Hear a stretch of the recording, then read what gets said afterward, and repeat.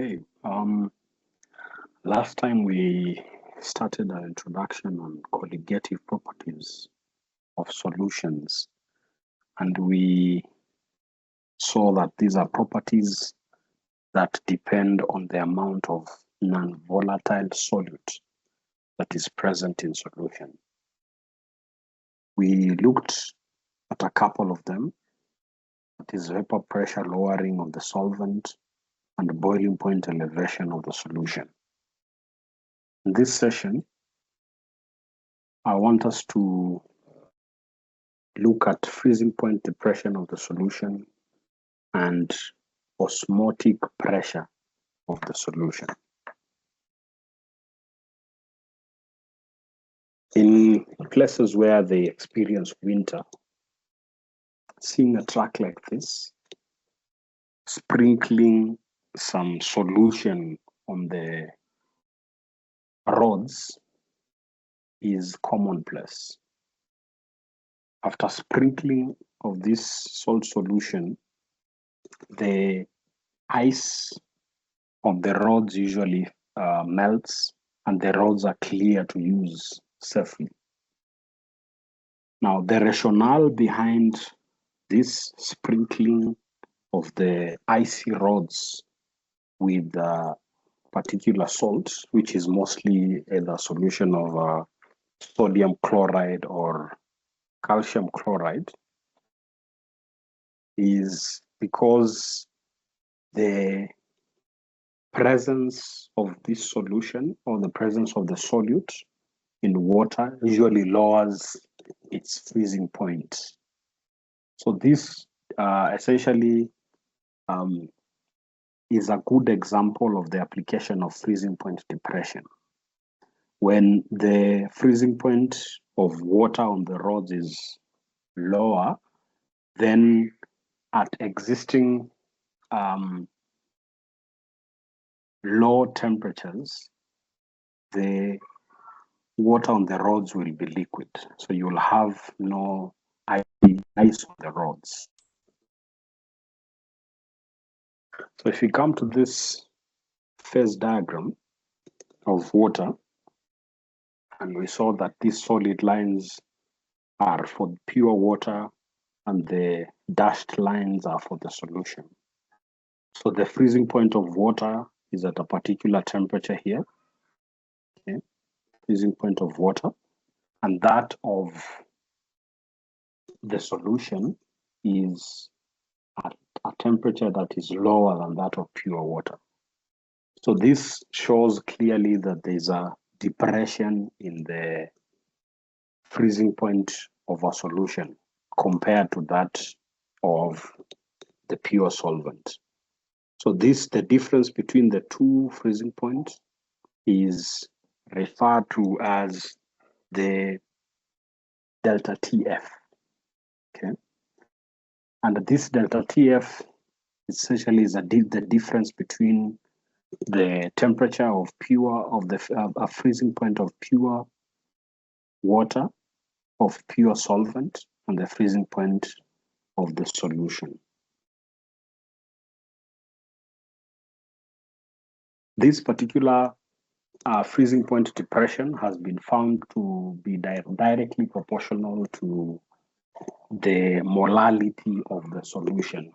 Okay, so essentially it depends on the amount of solute that is present in solution.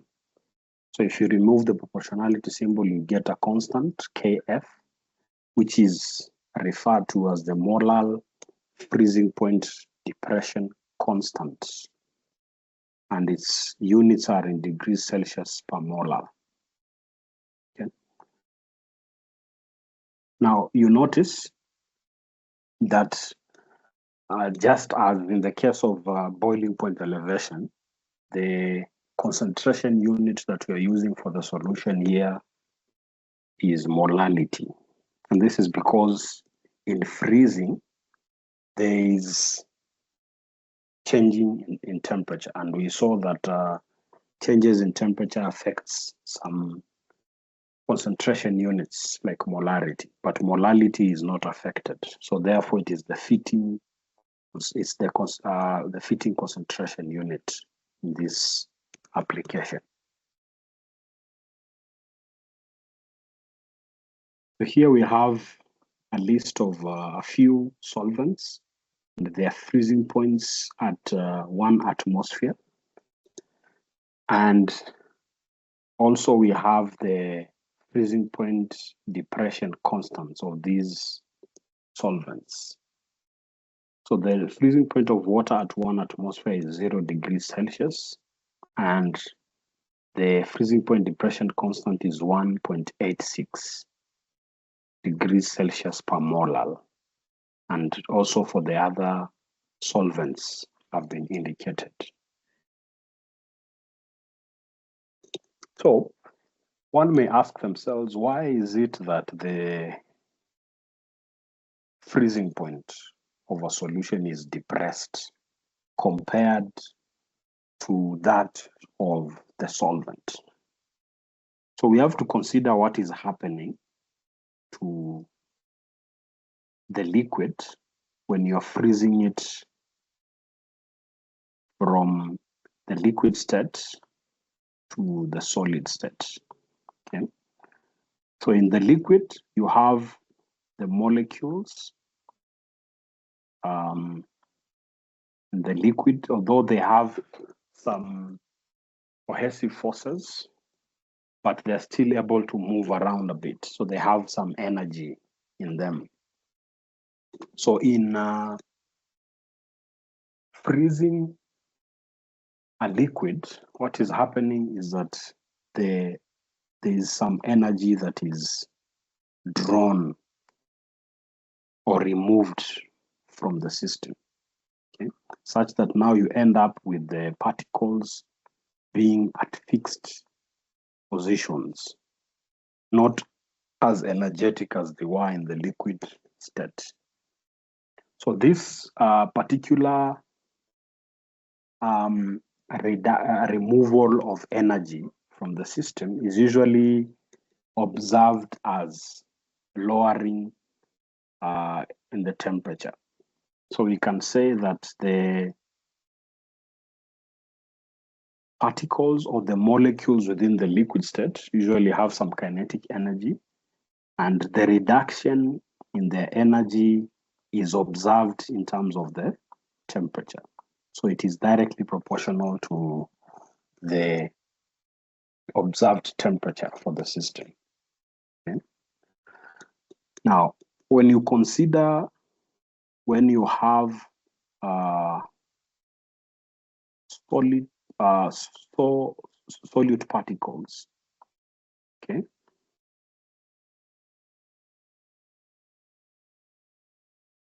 Now, what has happened, especially now if you consider the first statement, for the solvent, when you're moving from a liquid state to a solid state, you're moving from the disordered state, that is the liquid, to an ordered state, that is the solid.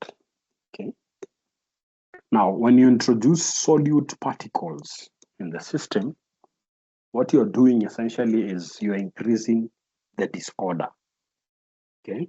So that means more energy needs to be removed from the system. Okay. More kinetic energy has to be removed from the system for you to be able to freeze the solution to solid. So this again is going to be observed as the solution now freezing at a much lower temperature compared to that of the pure solvent, because there is great disorder in the solution because of more particles being present. Okay. So a solution essentially is going to freeze at a lower freezing point compared to that of the solvent. It is important to note that when you have a solution and then you're freezing the solution, the solid that separates out is the pure solvent. Of course, the solution, the solute was a solid to begin with, but then it was dissolved in the solvent to form one phase. So as the solvent freezes out into a solid, the solute can just be seen in its original form. Okay, so the solid that separates out is the pure solvent. Now, in the case of boiling point elevation, there was a condition that was placed at the solute for there to be any elevation in the boiling point of the solution. The solute has to be non-volatile. Okay, and this makes sense because if it is non-volatile, it means that it does not contribute to the vapor pressure of the solution.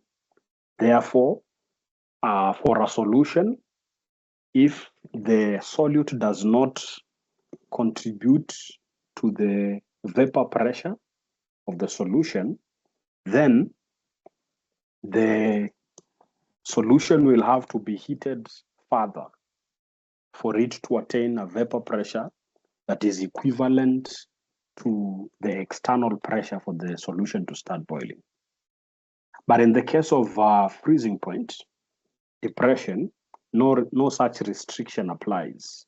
The solute can be volatile or non-volatile. It still will have an effect on the freezing point of the solution. So an example of some solutes which are volatile, like methanol, has sometimes been used as an antifreeze agent in automobile radiators. Now, this use of antifreeze in car radiators usually is common in cold climates because there is a tendency when it is very cold, the water in the car radiator would freeze. So to avoid that, an antifreeze agent is added. So therefore, it depresses the freezing point of the solution that is in the car radiator. Okay. Another example of an antifreeze is ethylene glycol. Now, ethylene glycol is not as volatile as methanol. It boils at 197 degrees Celsius, but it has an advantage that it is water soluble and it is fairly non-volatile. So we're supposed to, in this example, we're supposed to calculate the freezing point of a solution that contains 651 grams of ethylene glycol in 2,505 grams of water. Okay. The question is, would you keep this substance in your car radiator during the summer? For you to determine that, whatever solution you have in the car radiator must not boil easily. So that means its boiling point needs to be elevated. So first of all, we will need to find the freezing point of the solution and then determine whether such a solution will have an elevated boiling point. Okay, so we start with the first case where we are determining its freezing point. So freezing point depression, that is delta TF, is given by KFM. Okay, now the freezing point depression constant for water is given as 1.86 degrees Celsius per molar. You can refer that to the other slide where we have a table of freezing point depression constants. Okay. For us to find the freezing point of the solution, we need to find this delta TF. Okay. So we already know KF, but we don't know the molality of the solution, although we know the amounts of the solute and solvent that have been used to prepare the solution. So molality is the number of moles of solute in solution per kilogram of solvent. So we need, first of all, to find the number of moles of ethylene glycol. So the moles of ethylene glycol is going to be given by the mass that has been used, which is 651 grams, divided by the molar mass of ethylene glycol, which is 62.01, okay, according to the previous slide, 62.01 grams per mole.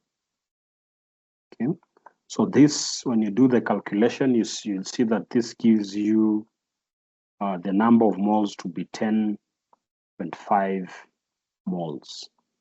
Okay, the molality of the solution is going to be given by the moles of solute, okay, divided by the mass of solvent in kilograms. Mass of solvent in kilograms. Okay, so we do that. We take the number of moles, that is 10.5 moles, divide by the mass of solvent, or the mass of water, is 2,505 grams. So then that translates to 2.505 kilograms. Okay. So when you do that calculation, this gives you the molality to be equal to 4.19 molar. Okay. So then we go back to determining delta TF. Delta TF from our expression is given by KF, which is 1.86 degrees Celsius per molar. This multiplied by the molality of the solution, which is 4.19. Okay, molar. So when you do that calculation, you get delta TF to be equal to 7.79 degrees Celsius. So this shows you that the freezing point of the solution compared to that of water is depressed by 7.79 degrees Celsius. So to get the freezing point of this solution, we have to minus this number of degrees. So the freezing point of pure water is 0 degrees Celsius. So that of the solution is going to be minus 7.79 degrees Celsius. So that means the solution freezes at minus 7.79 degrees Celsius. So that is the freezing point of the solution. The second part of that question, we are asked, would you keep this substance in your car radiator during the summer? So we need to determine the boiling point elevation. Is the boiling point elevated for this particular solution?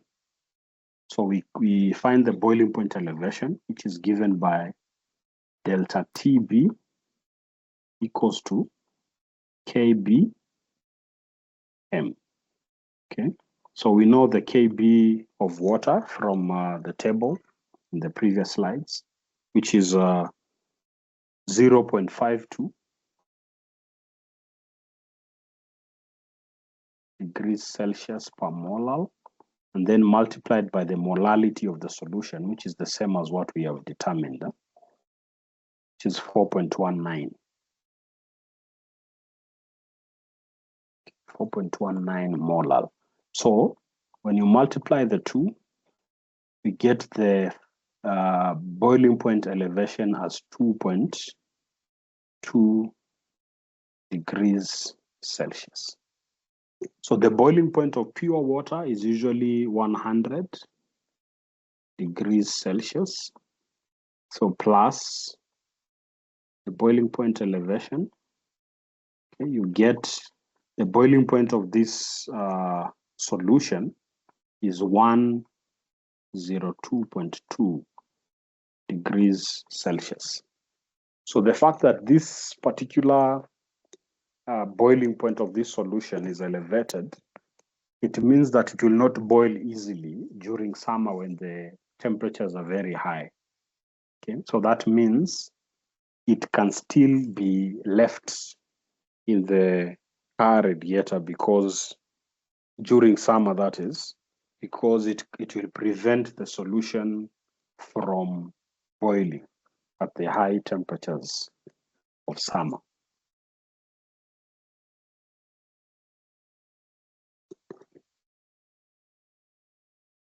Okay. So there's this exercise. I want you to try it out in your own time. Is calculate the boiling point and freezing point of a solution containing 478 grams of ethylene glycol in 3202 grams of water. So you can, it's related to the previous example, so you can get any missing information from the previous example.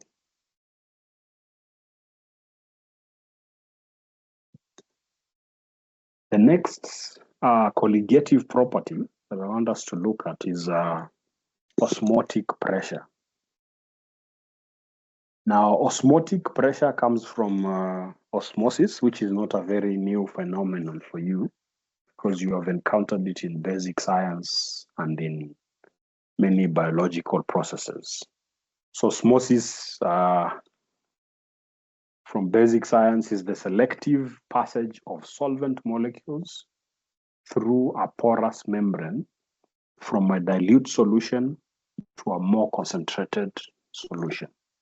So that essentially means if you have two solutions, one of them is more concentrated, like the one I'm shading here, and then the other one is less concentrated.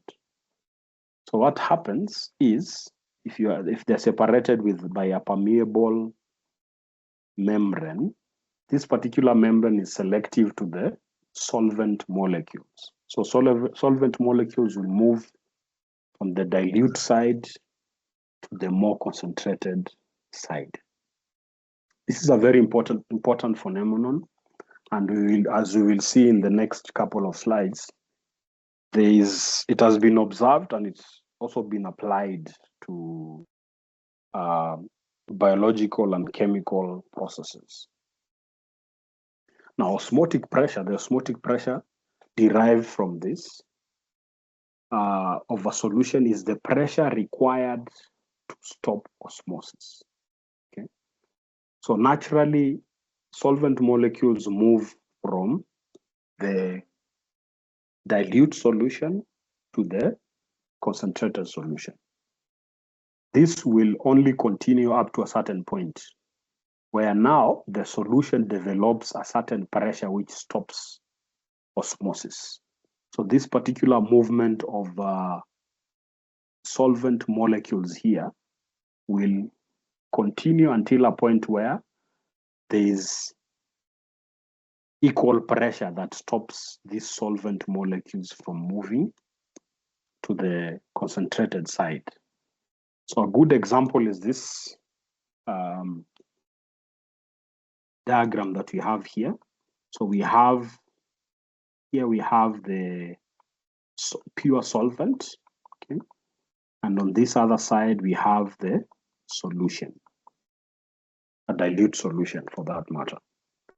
So the solvent molecules are going to pass through the semi-permeable membrane to the solution side.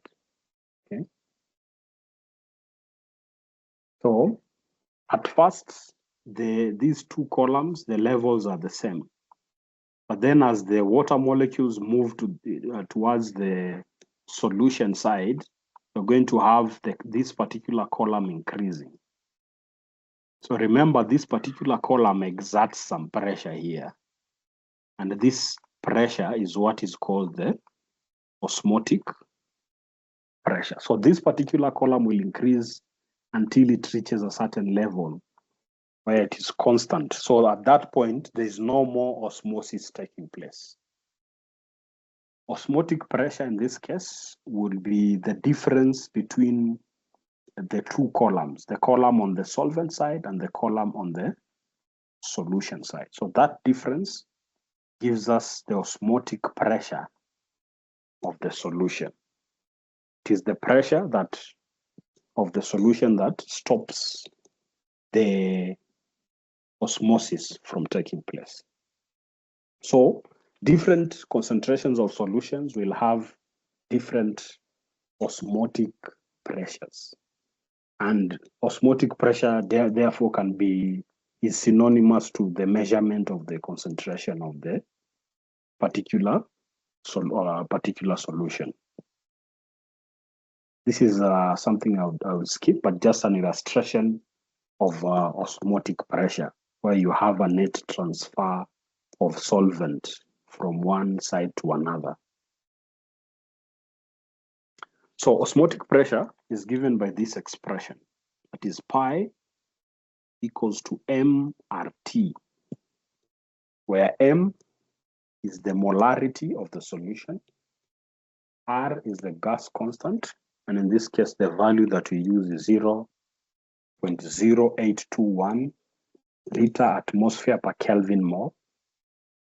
T is the absolute temperature in Kelvin. So here, essentially, because this particular osmotic pressure is usually measured at constant temperature, essentially R and T are constants. So that means we can write that osmotic pressure is directly proportional to the concentration of the solution in molarity. Now, this particular, you notice that in this case, compared to the other previous two colligative properties that we have discussed, the concentration unit of choice in this case is molarity. And you know that molarity is usually affected by temperature changes. But it is the most convenient if the measurement that you're making is at constant temperature. So in this case, since osmotic pressure is measured at constant temperature, then the concentration unit of choice is molarity.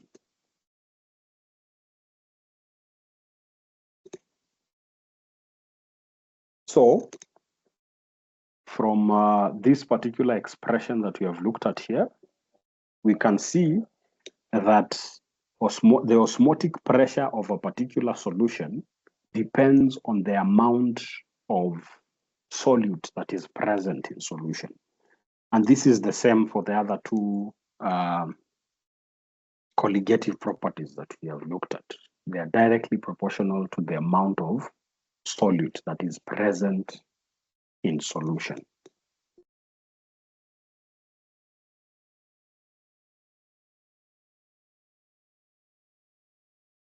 So we come to some common terms that are usually used when you're when you're comparing two solutions, okay?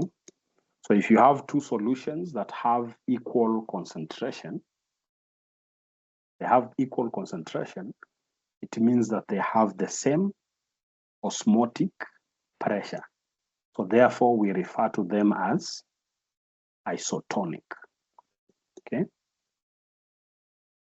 maybe something that I need to mention, which maybe I didn't mention in the previous slide, is that osmotic pressure is measured in atmospheres. If you look at the expression for osmotic pressure, when you cancel out the units of the other components in that expression, you're going to remain with atmospheres. So two solutions with the same concentration, thus the same osmotic pressure, are referred to as isotonic. But if you have the two solutions having an equal or different osmotic pressures, then the more concentrated solution is referred to as hypertonic, and the less concentrated or the dilute solution is referred to as hypotonic. So these are terms that are used when you are referring to osmotic pressures of solutions. Now, whatever happens at the semi-permeable membrane is not so clear.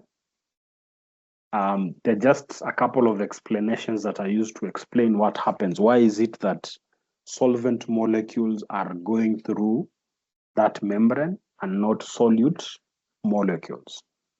So one explanation is that the sizes are different. The sizes of the solvent molecules and the solute molecules are different. So the pore sizes in the membrane can only allow solvent molecules, and solute molecules are too big to pass through. Okay, that is one explanation.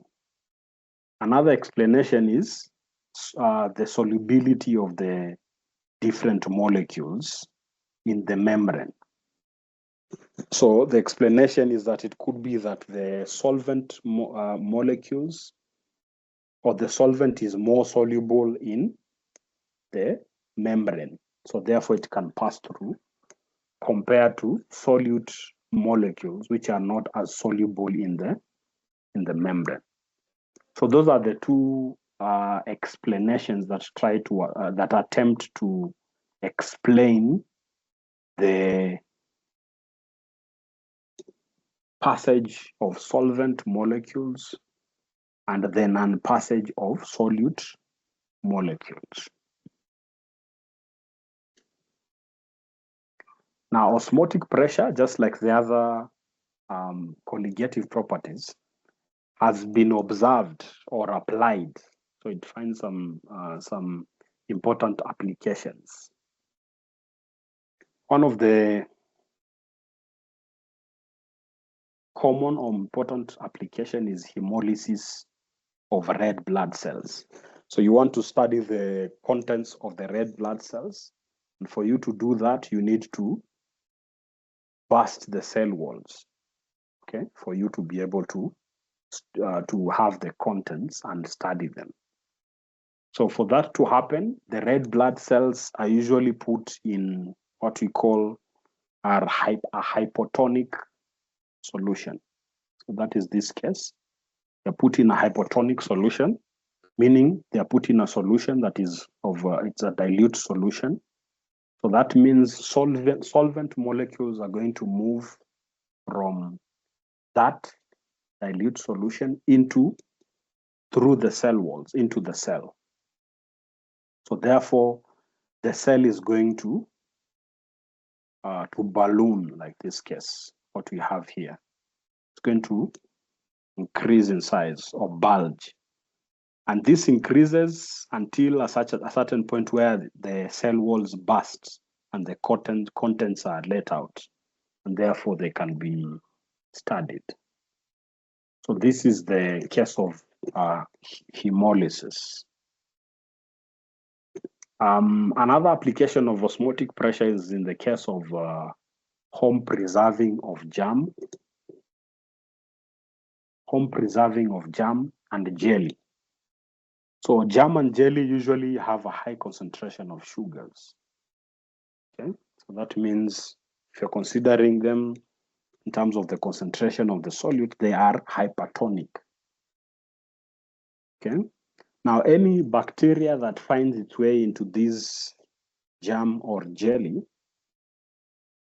is going to find itself in a hypertonic solution, okay, which is the case that we have here. Okay.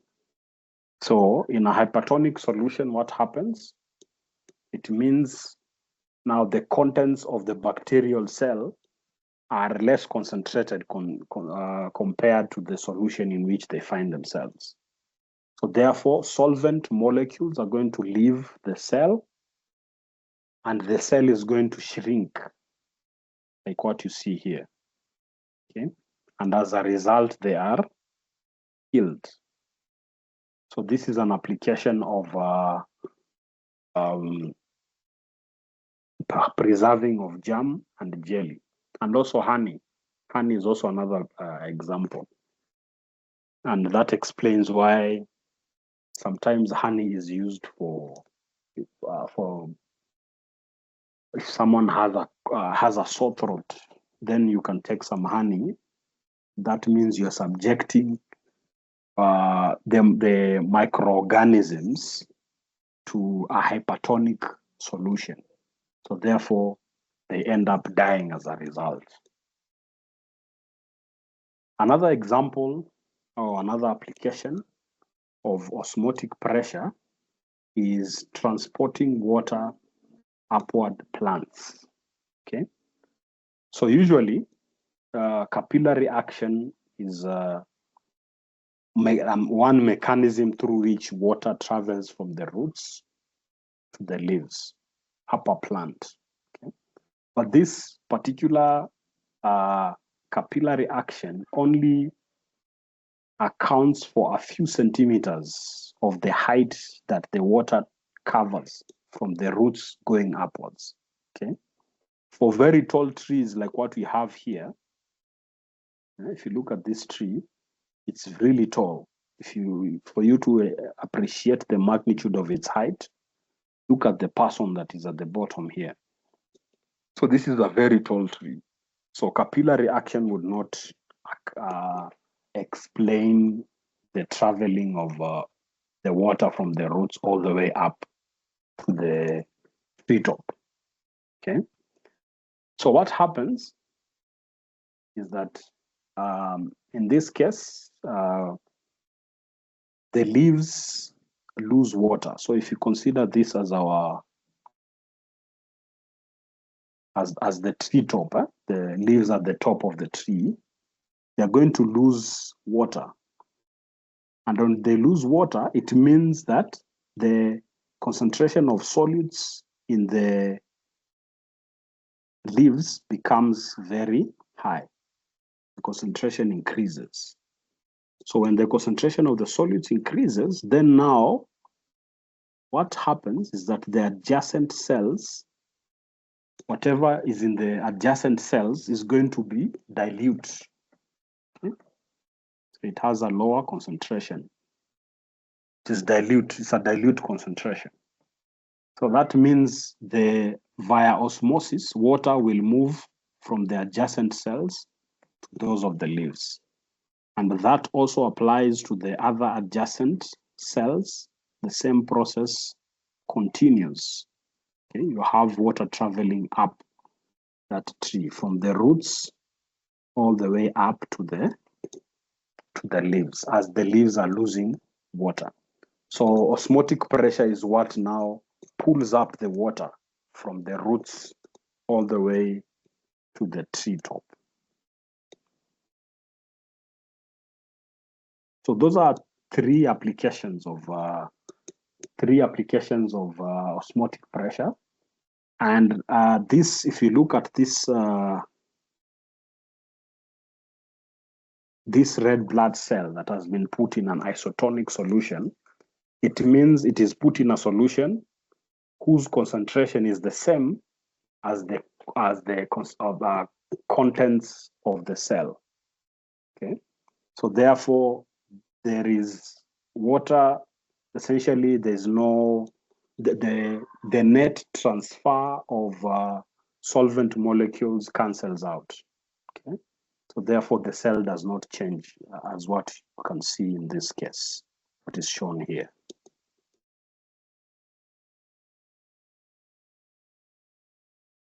Let's look at this example. We're told that the average osmotic pressure of seawater measured in the kind of apparatus that was shown earlier is 30 atmospheres. Okay, so the osmotic pressure is 30 atmospheres for this seawater at 25 degrees Celsius. Calculate the molar concentration of an aqueous solution of sucrose that is isotonic with seawater. So that means that the concentration that the sucrose solution has the same osmotic pressure as that of seawater. So therefore, its concentration would be the same, the molar concentration. Although we are talking about different solids, but remember this being osmotic pressure being a colligative property, it does not depend on the nature of the solute, but it depends on the concentration of the solute. So therefore here we know that pi equals to mRT. Okay, so therefore if you want to find the concentration, it's going to be equals to pi divided by RT, and this is given by pi is 30 atmospheres, okay, then divide by R, which is 0.0821, that is liter atmosphere per Kelvin mole. Okay, and then multiplied by the temperature is 25 degrees Celsius, but in absolute terms, that's going to be plus 273. So this is going to be 298 Kelvin. Okay, so this gives you a molar concentration. So if you look at the cancelling out of the units, so notice here the atmosphere cancels out with the atmosphere, the Kelvin cancels out with the Kelvin. So we have liter per mole in the denominator. So essentially you end up with moles per liter as the final unit, and you get the value of the molar concentration as 1.23 moles per liter, which is the same as 1.23 molar concentration.